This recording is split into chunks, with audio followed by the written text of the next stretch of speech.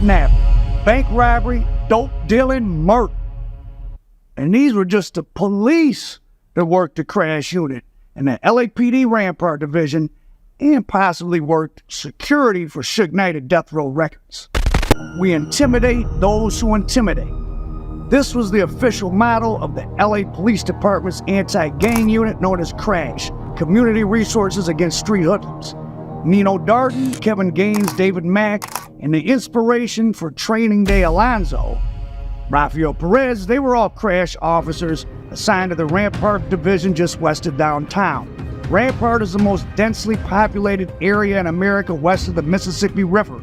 Very poor, full of illegal immigrants, and one of the most dope-infested sections of LA.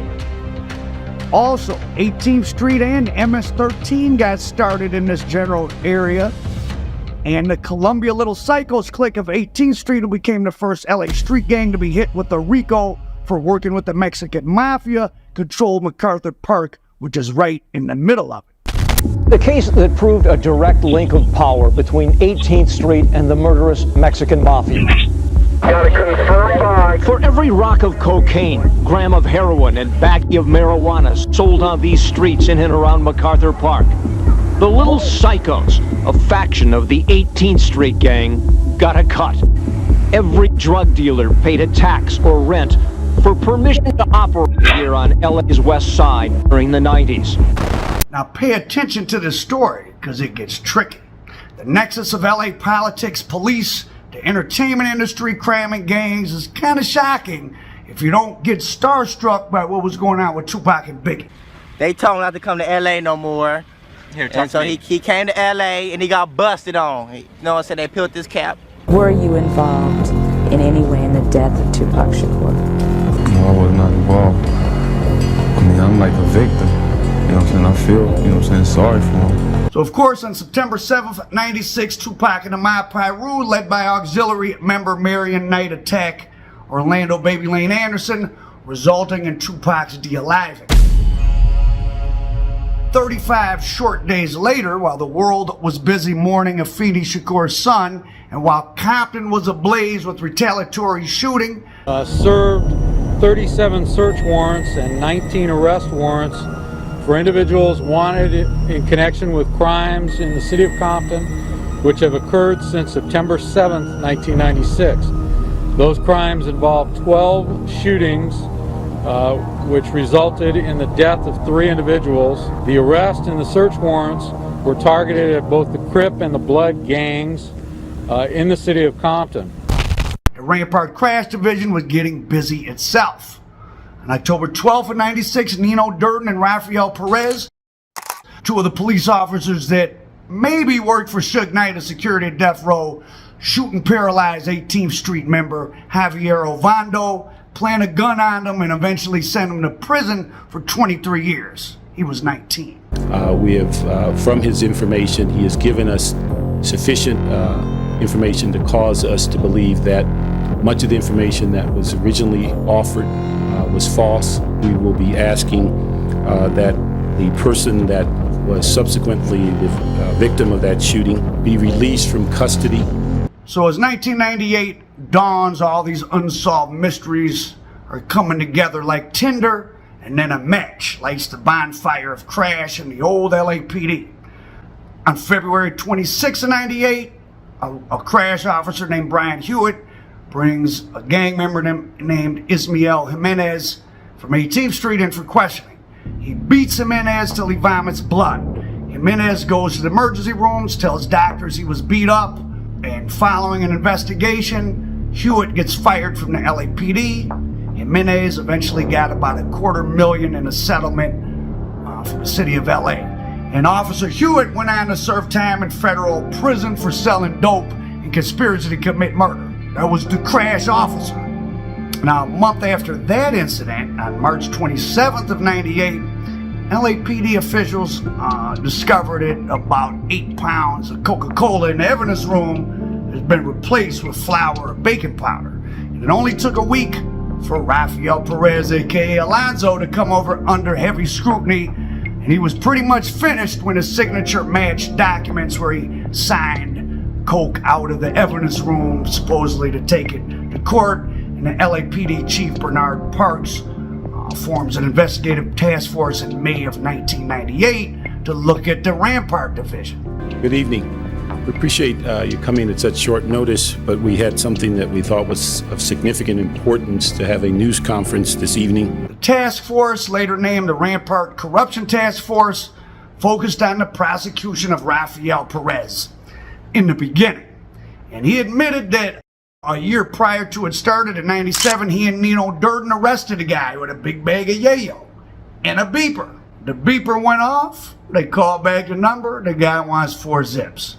Instead of setting the buy and arresting the would-be purchaser, they sell him the 4 zips, take the money, and they start seizing and reselling coke after that.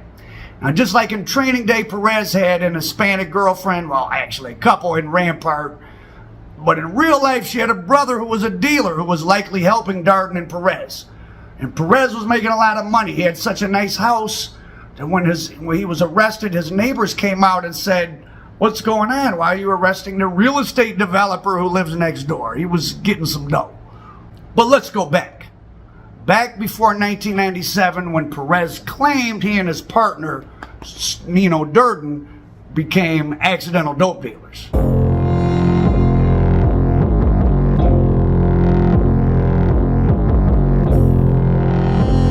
Temple Street, aka TST, is just one of the 50-plus gang turfs in the Rampart division, and is one of LA's oldest gangs, dating from the 1920s, right on the edge of historic Filipino town. Traditionally had a lot of Filipino members along with Mexican American.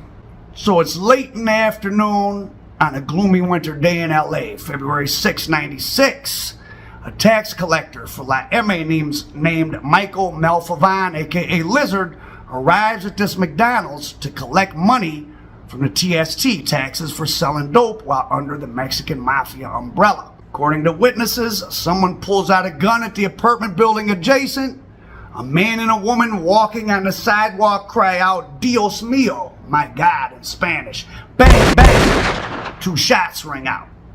Sonia Flores, who was 18 years old, was just outside. She lived in the neighborhood. She was almost caught in a crossfire, but she managed to stumble into the restaurant. And when LAPD arrived just 2 minutes later to find Lizard breathing his last breath, and Flores shaking in fear, her clothes spattered with blood. While patrol officers and detectives cleared the scene, crash officers Rafael Perez and Sammy Martin took Flores into their custody and drove her to the station 6 blocks away. Once they had Flores at their special station, they conducted a momentous interview. Within hours, Flores had named 4 shooters, and she repeated those identifications in court 4 months later.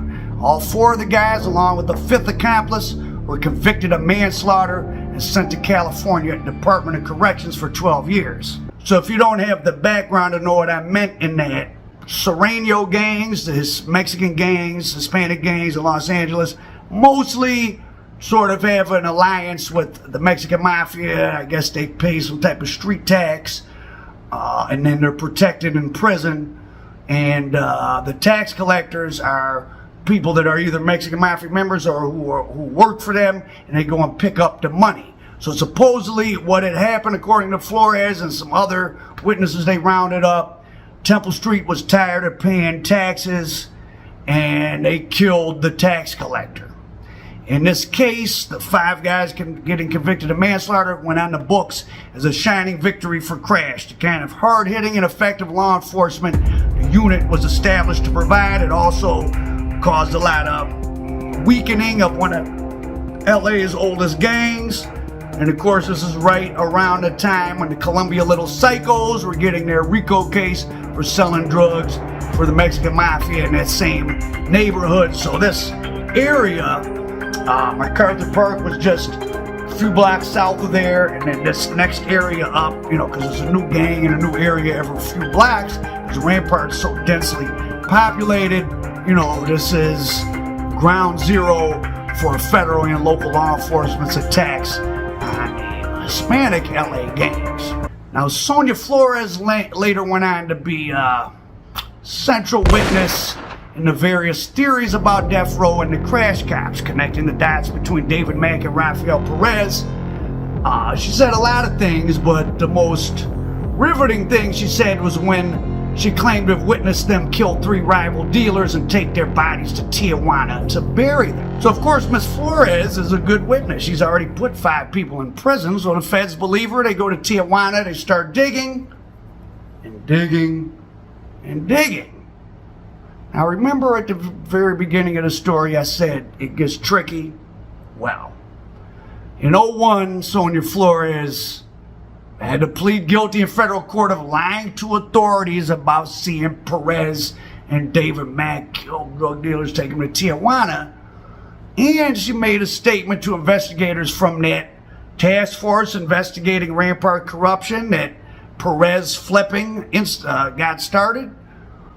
She said that she knowingly committed perjury during her testimony regarding the murder of the tax collector Lizard Malfavine outside that McDonald's on Alvarado. Now, why would she do that? Well, she was one of Rafael Perez's little girlfriends in the neighborhood at the age of 16. In fact, Perez had met her when she was 16 when he gave her a ticket for illegally being in an adult bar or club or something. And I guess he took her number and kept up with her. Eventually she got pregnant. He dropped her off to get an abortion, and she did so. Now Miss Flores was associated with the Temple Street gang. What that means in a neighborhood like that, I mean, probably all young people could be said to be associated. They may have a family member or friend in the gang, but who was actually a gang member was a guy named Ruben Rojas, and he comes into it once the lawsuits start flowing, and he asserted that the shooting was set up by the crash and the actual gunman was Perez. So remember, if these 5 guys didn't do it and they were exonerated, let out of prison, and got some money, which is what happened, they got about $3.5 million for their false convictions. Well, who did do it? And Ruben Rojas, the Temple Street gang member, had a lot to say. Here's a quote. He was doing things to where he was making himself very obvious.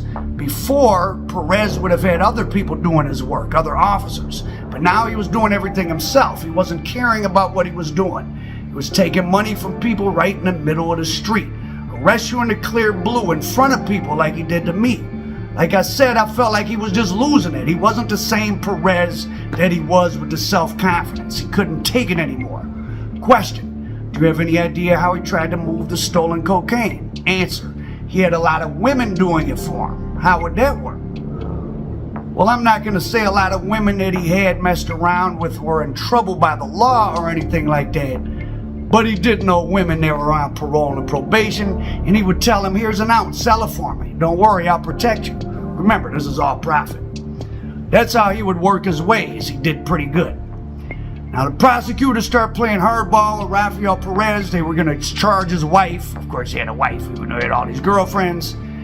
And with a young daughter at home, Perez didn't want to run the risk his wife might end up in jail. He cut a deal. September 8th, 99, Perez's lawyer, Winston Kevin McKeeson, a protege of Johnny Cochran, negotiated an agreement. So in September of 99, Perez's lawyer, who was a protege of Johnny Cochran, negotiated an agreement in which his client promised to expose misconduct within the Rampart crash in exchange for a 5-year prison sentence, immunity from further prosecution, and total immunity for his wife. He'd already been in jail for, a while, good behavior. I think Rafael Perez only served 16 months, and that was in a secure area in the LA County Jail. Do not let the pressures of status, numbers, and impressing supervisors dictate the type of officer you become. And Perez gave 50 hours of very shocking testimony.